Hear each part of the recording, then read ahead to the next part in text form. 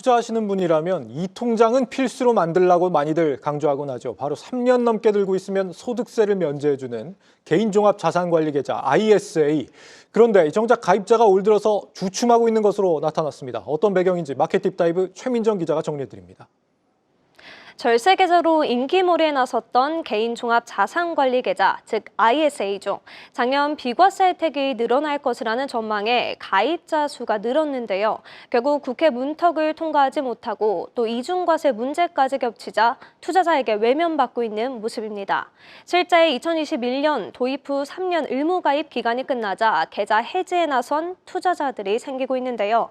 작년 12월과 비교해 2만 명 줄어든 수준을 보이고 있습니다. 계좌를 해지한 거죠. 꾸준히 가입자 증가세를 보이다가 가입자 수가 감소한 건 도입 후 처음입니다.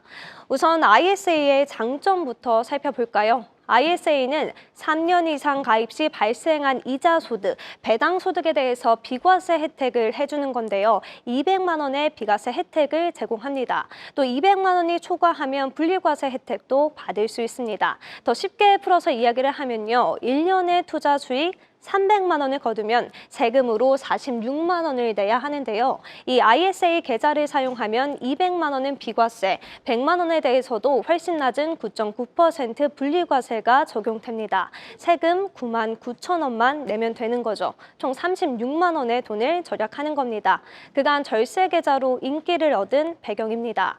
개인 투자자들을 잡기 위해 정부도 움직이고 있죠. 어제 기획재정부는 국내 투자형 ISA를 신설하겠다고 전했는데요. 일반 투자형과 비교해 비과세 한도를 2배, 최대 1,000만 원까지 확대한다는 겁니다. 더불어 국내 주식 의무 투자 비율을 법정 한도인 40%보다 높일 계획인데요. 해외 주식보다 국내 주식 투자를 유도하겠다는 목표입니다. 연초부터 논란이 됐던 ISA의 이중과세 문제도 짚어봐야 되겠죠.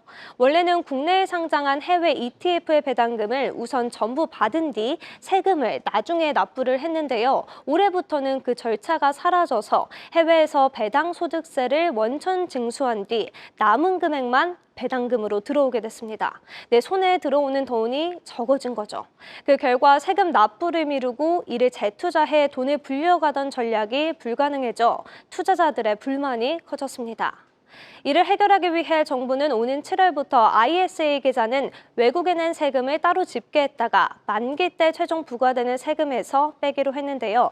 예를 들면 ISA 계좌로 100만 원의 배당 이익을 얻은 투자자 14%의 세율을 적용받아 14만 원을 이제 적립금으로 쌓게 되는 겁니다.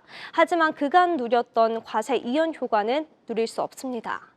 이번 개정안으로 절세 계좌 유지에 고민이 두는 투자자분들도 많으실 텐데요. 3년 미만인 절세 계좌를 중도에 해지할 경우 그간 받았던 절세 혜택을 모조리 반납해야 합니다. 더불어 매매 차익에 대한 절세 혜택은 그대로 유지되는 만큼 유지하는 것이 더 좋다는 전문가들의 공통된 의견도 있었습니다. 이 대체할 게 없다는 이유입니다. 특히 6월까지는 이중 과세가 진행되는 만큼 만기가 6월 이전인 투자자의 경우 6월 이후로 연장을 해야 유리합니다. 업계에서는 정부의 구체적인 대책이 나올 때까지는 대기하는 것이 바람직하다는 입장을 보이고 있습니다. 배당금 지급 주기가 짧은 월배당 해외 ETF의 투자자의 경우 이중 과세 리스크를 더 주의해야 하는데요. 이럴 경우 국내 고배당 ETF가 대책이 될 수 있습니다.